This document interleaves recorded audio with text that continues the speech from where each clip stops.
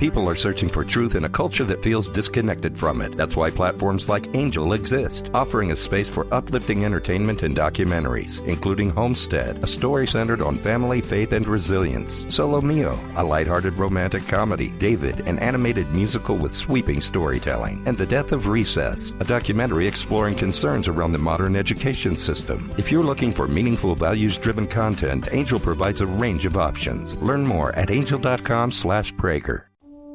Welcome to Timeless Wisdom with Dennis Prager. Hear thousands of hours of Dennis's lectures, courses, and classic radio programs. And to purchase Dennis Prager's Rational Bibles, go to DennisPrager.com.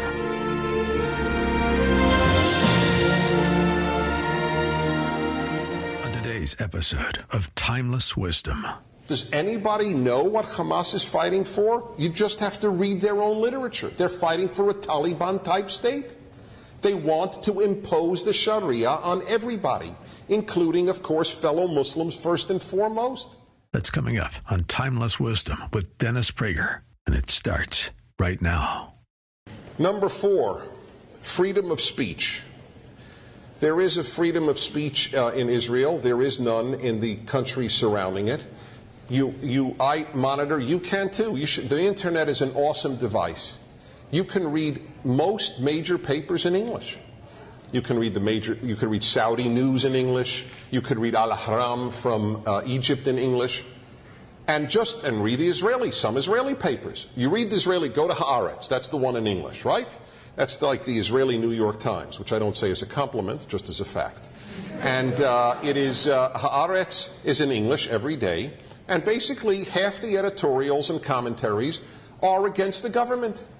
In fact, if I read some of them to you and said, do you think this is from Israeli paper or from Egypt? You'd probably say from Egypt. Now I go to Egyptian paper, and by golly, I never read anything critical of Mr. Mubarak. In all of my years of reading Arab press, I have never come across one piece that said maybe we're wrong about Israel. Not one. Is there no one from Morocco to the Persian Gulf who thinks maybe we're wrong? I'll bet there are. But they prefer to live, so they don't say anything. Israelis who attack the government, they get university invitations. They get to make a good living, just like Americans who attack our government. But if you attack Arafat's government, you find yourself upside down for a prolonged period. Because they take you off the street, they call you a collaborator, they torture you to death, and then they hang you upside down, which is a sign, like with Mussolini, of what you do to evil collaborators. There is no trial, you're caught in the morning, and you're upside down in the evening. Gee, it doesn't happen in Israel, where you have people saying the most pro-Palestinian, most anti-Israel things. They're professors, they're journalists. One is staggered again that people don't see that, hey, maybe that is important, or is that insignificant because of some reason that Israel alone may not be judged by the same criteria of any other nation. And number 5, freedom of religion. To take Israel's neighbors, would you like to be a Christian in Saudi Arabia, for example? Christians in Saudi Arabia, let me just read to you one example of the fate of anybody who does, in fact, this is from The Guardian in England. I purposely take the left-wing press, so you shouldn't think this is slanted, because they're very anti-Israel and pro-Arab. Evidence of Saudi Arabian torture, March 5th, 2002, of Saudi Arabian torture practices exposed by The Guardian early this year, has emerged in a film to be shown on Channel 4 tonight. And this is who was done to. An investigation by dispatches has uncovered evidence that dozens of suspected Christians were detained and tortured in Saudi Arabia during the last 18 months. They were Filipinos working there. You know that any Christian visiting there cannot have a cross from his or her necklace, cannot pray, of course, etc. And in Israel, you know,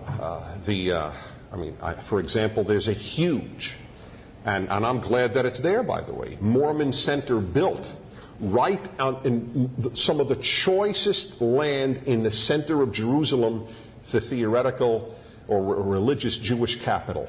And by the way, I defended the right of the Mormons to build it there. I thought it's wonderful. Let Christians visit en masse in Israel. And they do, by the way. But that's a non-issue. It's a non-issue. Of course you can have freedom of religion in Israel. Now, is there ultimate freedom of religion? No. And you know to whom there isn't? Jews. Because Orthodox rabbinate controls religious life there. So if anybody has a complaint, it would be a Reformed Jew in Israel. All 7 of them would have a serious problem with what is going on with the rabbinate. And I attend a Reform synagogue, so you can't translate that as anti-Reform, just as telling you the truth. There are almost no Reform Jews in Israel. They exist, but they can meet in a phone booth. Now, so there's no freedom of religion around. Oh, by the way, if a Muslim in any Muslim country of which I am aware, and if I am mistaken, please correct me, converts to Christianity, he's killed. It is a death sentence. You may not convert out of Judaism. Out of Islam. Certainly not to Judaism. I mean, one can't even imagine that happening in a Muslim, but certainly not to Christianity either. Number 6, this is a very important one. Love of life versus love of death. The Hamas leader was reported in the Washington Post as saying, and this is significant, we will defeat the Israelis because they love life more than anyone else. Now, that's a very important quote, and again, it's the Washington Post. Again, as we wrote in our book on anti-Semitism, Why the Jews, often anti-Semites understand the Jews better than many Jews do. Jews, as a rule, do love life. L'chaim, to life, wearing a chai, life. Jews are intoxicated with life. That's why Jews work so hard that their kids should advance, and it sometimes has bad repercussions. They're so this life oriented, a lot of Jews forgot that Judaism believes in an afterlife. They're so this life oriented that a lot of Jews become perhaps too materialistic. But every blessing has its cursed side, if you will. But that Jews are preoccupied with life is not because of any genetic tendency. There is no Jewish genetic tendency. Maybe there is to complaining, but that's separate. Beyond that, I can't think of any. But no, there is from the time of the Torah on a preoccupation. I have put before you life and death, and you shall choose life. Ancient Egypt chose death. The pyramids are tombs. Its holy book was the book of the dead. Judaism was preoccupied with life in a world that was preoccupied with death. It hasn't changed with regard to Israel's immediate neighbor, the Palestinians. They actually are enamored of death. They vie for the opportunity to die, to send their children to die. 70% of Palestinians support suicide operations against Israel. This is staggering. Parents say, I want more children so that they can all do this. I could give you article after article, all from liberal and left-wing press, none from anything that you could call pro-Israel. And Israelis, the thought of, hey, I want my child to grow up to be able to blow himself up among Palestinians, this is inconceivable. It's inconceivable. Israelis don't understand it. But it is a celebration of death. And if I truly believed 72 women were waiting for me, I don't know, and I'm 17 years old and I'm not allowed to touch a woman, hey, that sounds pretty tempting to me. To be honest, if that's what my culture says, and my parents are going to get $25,000 from Saddam Hussein and Saudi Arabia, my impoverished parents, and I will be glorified in the whole area while I'm having a celestial orgy, why wouldn't I do this? Why wouldn't I do this? I'm not mocking. That's the thing. None of this is mockery. This is literal description of what Israel is surrounded by. There was at Birzeit University, there was an exhibition of they rebuilt a model of the of the pizza place, the Sparrow's Pizza place in Jerusalem, where there was a massacre of Israelis. And they rebuilt it with pizza splattered all over and human limbs splattered all over. And there were pictures of Palestinians bringing their children to see this. Jewish limbs splattered all over the Sparrow's Pizza at a university exhibit. And I have to give a speech on the moral case for Israel at a university. This episode of Timeless Wisdom will continue right after this. People are searching for truth in a culture that feels disconnected from it. That's why platforms like Angel exist, offering a space for uplifting entertainment and documentaries, including Homestead, a story centered on family, faith, and resilience; Solo Mio, a lighthearted romantic comedy; David, an animated musical with sweeping storytelling; and The Death of Recess, a documentary exploring concerns around the modern education system. If you're looking for meaningful, values-driven content, Angel provides a range of options. Learn more at angel.com/Prager. Now, back to more of Dennis Prager's Timeless Wisdom. Truth. The world around Israel does not value truth like the Western world does. I say this only with sadness. It can change. I pray it does, but it is not the case. According to Zogby poll, the Zogby poll, and Zogby himself is an Arab, also the head of the Arab American Institute. He's a very pro-Arab spokesman and a great pollster. Now, he revealed, this was just a few months ago, the great to overwhelming majority of those in the Arab world do not believe that it was Arabs who attacked the United States on September 11th. This is probably unbelievable to you, but it's not unbelievable. Read the Arab press. Truth is not the issue. I'll tell you what the issue is: shame. Shame is the issue, and I'll tell you another example. Do you remember in 1999 the Egypt Air airliner that went down with everybody aboard? Well, the National Transportation Safety Board in the United States concluded that it was, in fact, the Egyptian pilot committing suicide. Everything points to it. There is no other rational explanation.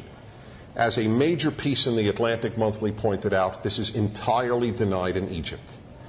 And it's not denied because it's not true.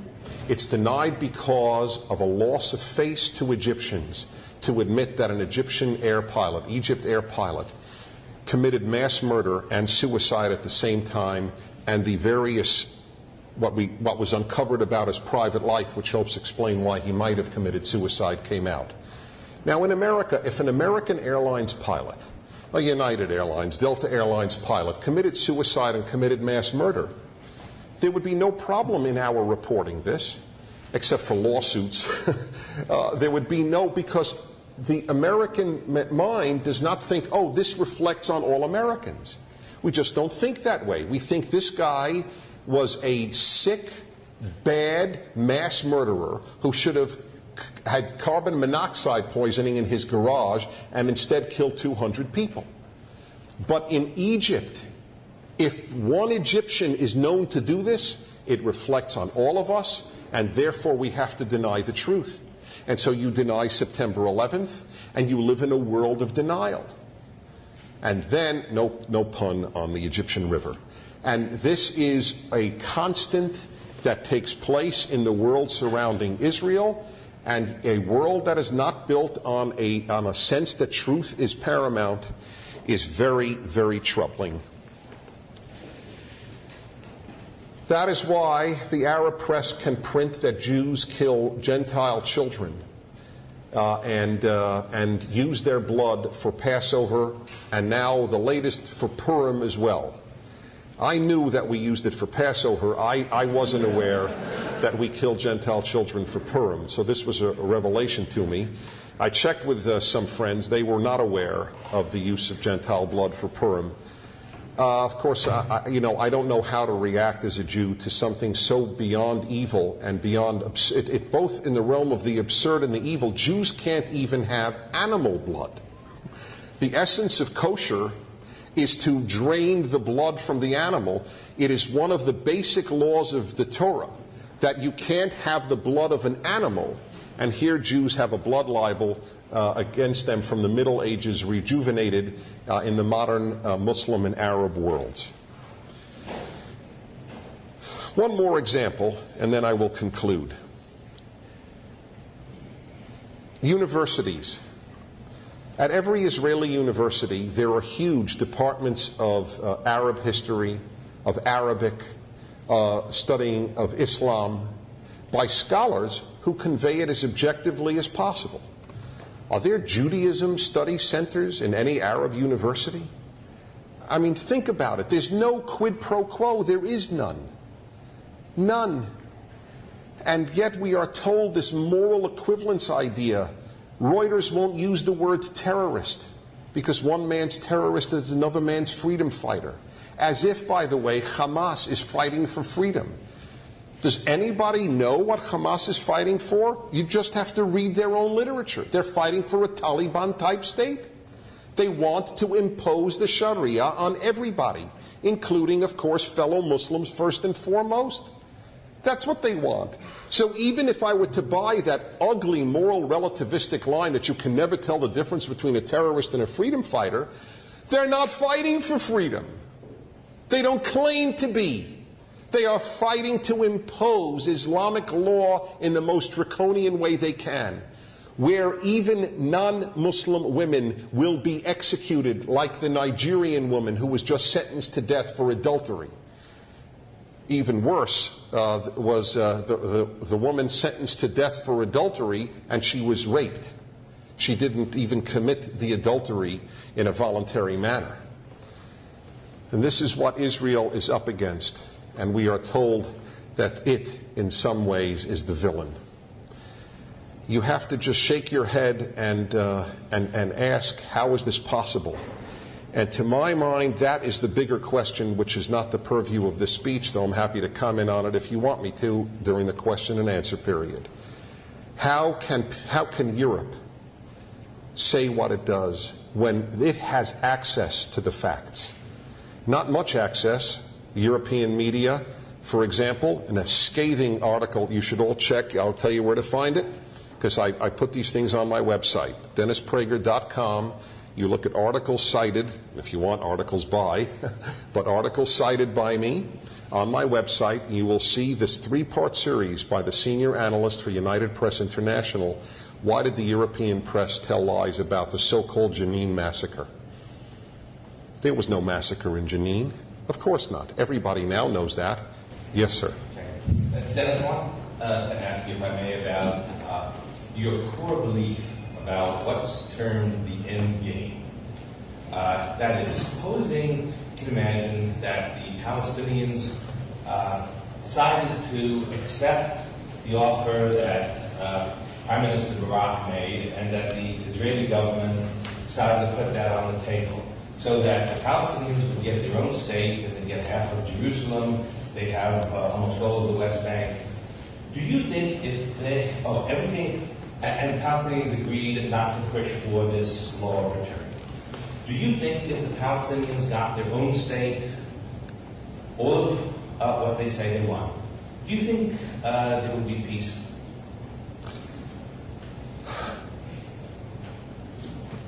I don't know.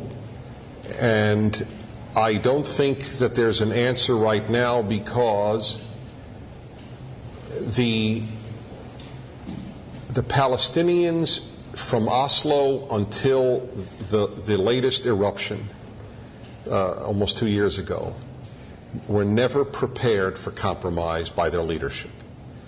The Israelis had peace demonstrations and peace movements. There were no such demonstrations or movements on the Palestinian side. Yeah, they would gather with a few Israelis to call for peace in Israel, but there was never a mirror image. And so if you the whole time are telling everybody, get ready to go home, millions of you are going to go home. Arafat is as interested in collecting garbage in an independent state as I am. And that's the problem. The man, it's a great dilemma in history. Some of you study political science, I suspect. Do movements change history, or do individuals? It's a fascinating, philosophical question. As a general rule, movements do good things, individuals do terrible things. Arafat has been a terrible curse to the Middle East. And so I don't think that the Palestinian mind is ready.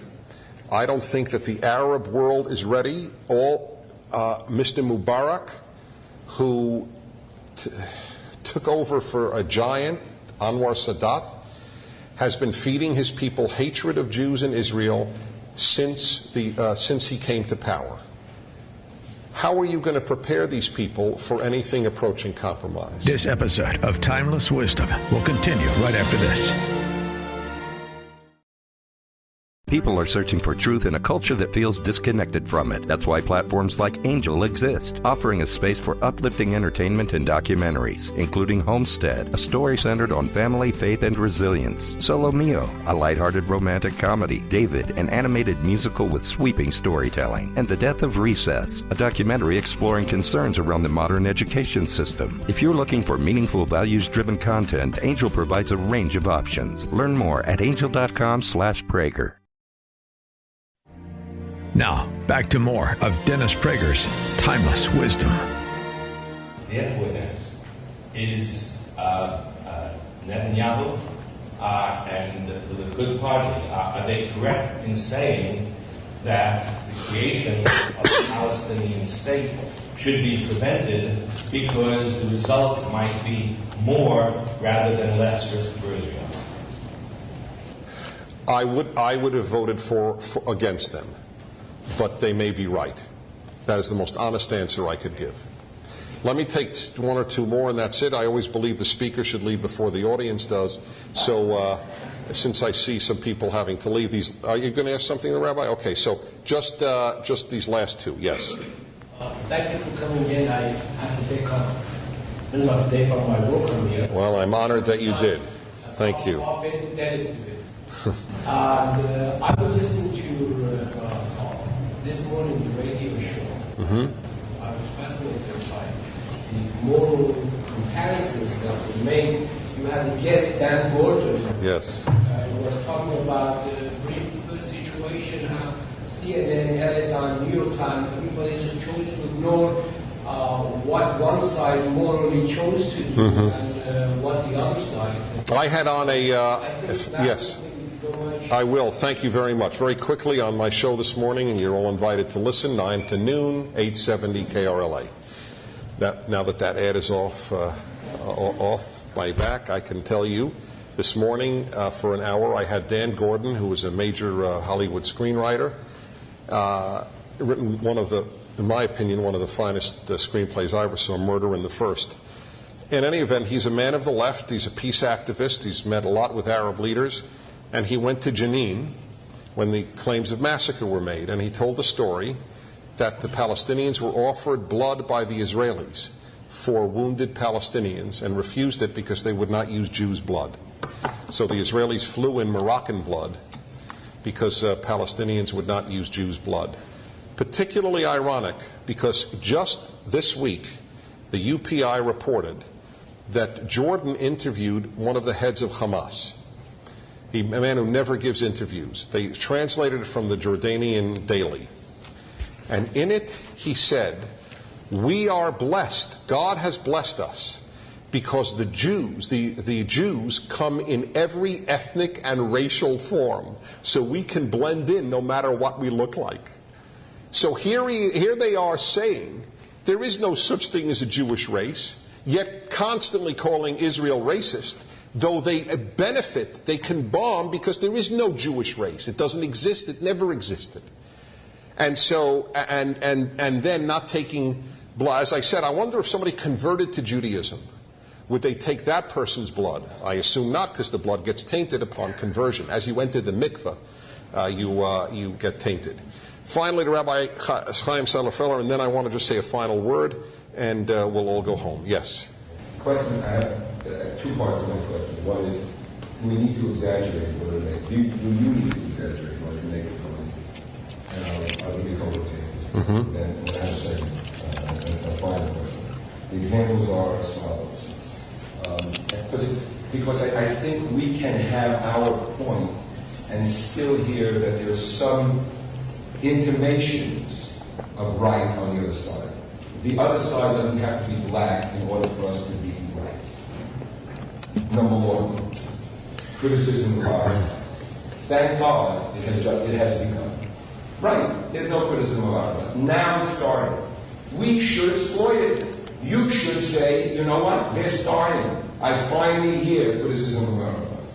Number two, no Judaism in Islamic universities, and it's not an important point. But I mean, there was a professor teaching here at UCLA a number of years ago who teaches Judaism at the University of Cairo. I know someone in Syria. I mean, it's also not true. It's not as if, by the way, they present Judaism the way we want Judaism to be prepared. They're presented. But it's there. Support for suicide bombers in the Knesset. Well, as far as I know, the one guy who did is now on charges and lost his immunity. So it seems to me that we have to be careful. I don't know that the Arab members of Knesset support suicide bombers, and they're not tzaddikim. But I don't know, do we have to say that? I don't know whether you know that they support suicide bombers. The most important point in this regard is your assertion that the West Bank is like Puerto Rico. I don't think you believe that. I don't think anybody here believes that.